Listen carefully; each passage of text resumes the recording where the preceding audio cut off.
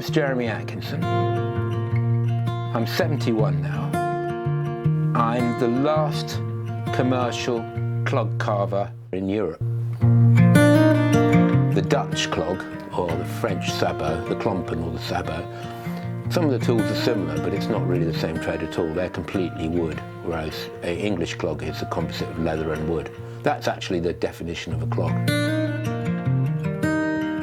The areas where clogs lasted longest was where you have a wet, thin soil, peaty soil, because the mud doesn't stick to them. That's where clog up comes from. They keep you above the wet. You could work up in Birmingham or in shipyards and things with them on, and if you're working on red hot sheets, the heat doesn't come through.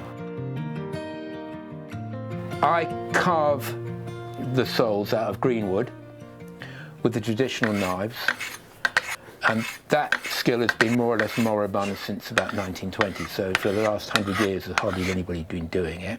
And I just make bespoke clogs. The clogs that a machine made are made to an old form, optimised for standing still. It's not optimised for walking.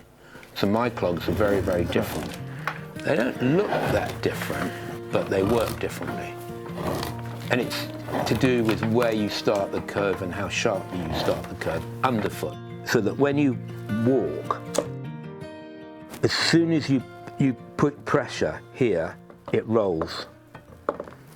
Now the machine ones don't do that. So this is going to be the footbed. It's what your foot goes on. There's various curves that I want and don't want on this. I'm feeling with my finger underneath.